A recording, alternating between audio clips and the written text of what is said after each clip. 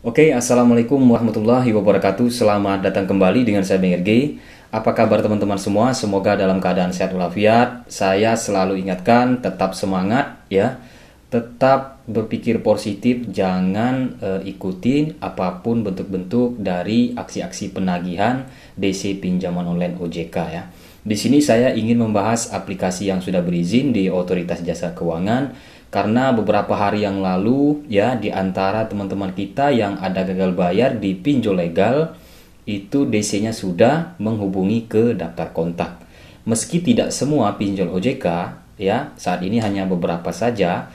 Coba kalian komentar apakah kalian sudah pernah dihubungi daftar kontak dari gagal bayarnya pinjol legal ya oleh DC-nya. Menurut saya lebih berisiko ini ya ketika kita gagal bayar di pinjol OJK. Karena jika gagal bayar di pinjol ilegal ya, tentu kita bisa mengklarifikasi ke daftar kontak dan daftar kontak pun juga mungkin mengerti ya. Ya wajar-wajar saja karena ilegal.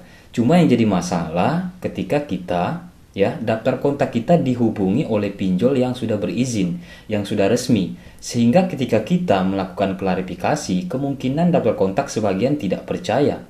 Ya, ini yang jadi masalah pinjol OJK. Dulu pernah ya dari teman kita itu dia difitnah ya bahwa teman kita itu sudah mencantumkan ya kepala kantornya sebagai jaminan atas hutangnya, itu padahal tidak ada.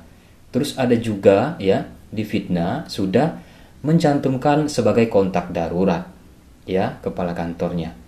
Itu fitnah ya yang dilakukan oleh DC pinjaman online dari Modal Nasional itu dulu ya. Dan ini ya saya ingin teman-teman mengecek handphonenya ya. Jadi jangan di skip dulu. Ini sangat penting sekali ya. Agar nanti takutnya daftar kontak kalian dihubungi oleh pinjol legal juga. Di sini saya coba satu aplikasi ya. Coba teman-teman cek juga, pergi ke pengaturan ya, ke daftar aplikasi, cari Dana Rupiah. Kita contohkan aplikasi yang sudah berizin OJK. Ya, di sini. Di sini kita lihat izin aplikasinya dua ya, lokasi dan kamera. Kemarin saya coba mengecek juga, ternyata Dana Rupiah dia mengakses kontak juga. Di sini bisa teman-teman lihat. Nah, di sini ya, ini tidak dibenarkan, tidak diperbolehkan oleh Otoritas Jasa Keuangan ya. Pinjaman online yang sudah berizin di Otoritas Jasa Keuangan ya, ketetapannya hanya bisa mengakses camilan, kamera, mikrofon, dan lokasi. Tetapi kenyataannya ini mereka secara diam-diam mengubah izin aksesnya ya, dengan harapan mereka bisa mengambil daftar kontak, bisa menyadap daftar kontak ya debitur. Ini contohnya ya, kamera, kontak, dan lokasi. Nah, seperti aplikasi Akulaku, Kredipo itu kan kita sudah tahu ya yang namanya aplikasi marketplace ya, tentu mereka meminta izin semuanya dari lokasi, penyimpanan, daftar kontak itu sudah kita ketahui ya. Tetapi ini khususnya pinjaman online ya. Mereka juga mengakses daftar kontak. Ini saya coba juga dulu kemarin, ada kami pernah juga mengakses daftar kontak ya.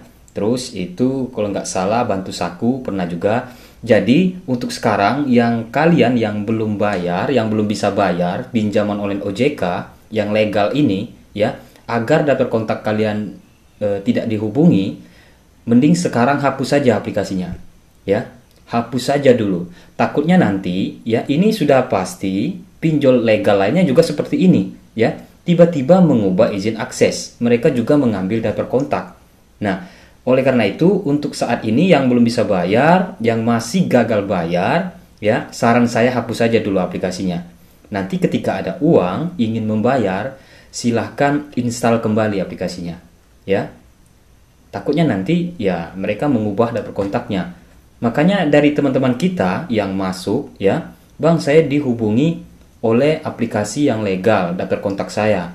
Ada juga daftar kontak saya dihubungi ya, dan pinjol tersebut menjelaskan bahwa saya sudah mencantumkan daftar kontak tersebut sebagai kontak darurat, padahal saya tidak mencantumkannya. Nah, ini yang terjadi saat ini ya, penagihan dari DC pinjaman online legal ya. Saya sangat berharap ya, saya mewakili dari teman-teman semua ya, khususnya yang gagal bayar di pinjol OJK. Semoga ini dapat didengar ya, khususnya OJK ya. dan AFPI sebagai pengawas fintech-fintech ini ya untuk dipertegas. Jangan hanya menyarankan ya pinjollah pinjol di OJK ya sehingga privasi aman, jangan pinjol ilegal. Cuma hanya menyarankan tetapi tindak tegas ya terhadap perilaku DC dalam melakukan penagihan kepada debitur itu tidak dipantau dengan baik. Bahkan bukan baru-baru ini ya, sudah beberapa bulan sudah ya pinjol legal selalu melanggar aturan ya. Berbagai macam, ada yang dianggap sudah meninggal dunia ya, difitnah ke data kontaknya. Itu ada di pinjol legal. Jadi tidak ada jaminan untuk saat ini, baik legal maupun ilegal itu sama saja. Yang membedakan cuman mereka terdaftar di OJK dan yang ilegal tidak. Cuma itu ya. Tapi untuk cara penagihan itu hampir sama saja ya. Ada memuat aksi yang kata-kata yang tidak manusiawi ya, kata-kata kotor yang dikirim mereka terhadap debitur. Itu sudah sering kali terjadi, bukan baru-baru ini. Nah, jadi saya sangat berharap ya teman-teman yang gagal bayar di pinjol OJK segera hapus saja aplikasinya. Bisa dicek setiap hari ya, kalau bisa ya dicek terus di pengaturan, di manajemen aplikasi, lihat terus izin aplikasinya itu kadang-kadang berubah. Jadi inilah jawaban dari teman-teman yang bingung, kok bang pinjol legal bisa menghubungi dan berkontak, padahal saya tidak mengizinkan akses dan berkontak. Padahal izin aksesnya cuma 3 bang, kamera, lokasi, dan mikrofon. Nah ini ya, ini rupanya yang mereka lakukan.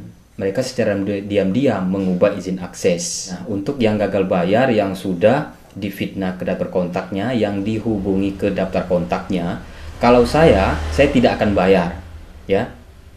Saya tidak akan bayar, itu sudah melanggar undang-undang ya, undang-undang ITE yang mereka lakukan. Mereka sudah menghubungi daftar kontak, ada yang berupa fitnah, itu sudah, kalau saya tidak akan bayar lagi ya. Jika DC-nya masih meminta tagihan, jelaskan, selesaikan dulu apa yang kalian perbuat ya, undang-undang yang sudah kalian langgar ya, dengan perjanjian kalian tidak akan menyebarluaskan data saya ke daftar kontak, tetapi kalian tidak menuruti aturan. Nah, kalau saya seperti itu, maka saya tidak akan bayar. Jadi saran saya ya, buat kalian yang gagal bayar di pinjol OJK, segera hapus saja dulu aplikasinya ya. Menjelang ada uang, sebelum ada uang membayar pokoknya, lebih baik fokus kegiatan pribadinya. Jangan sampai terganggu ya aktivitas kerja ya, fokus ke keluarganya, fokus ke urusan pribadinya. Masalah pinjol nanti jika ada uang diinstal kembali, minta negosiasi ya. Untuk sekarang jangan pusing-pusing ya. Jangan jadikan masalah pinjaman online masalah yang paling besar sehingga mengganggu aktivitas sehari-hari, terhambat gara-gara mikirkan pinjaman online. Jadi itulah yang bisa saya informasikan. Terima kasih. Assalamualaikum warahmatullahi wabarakatuh.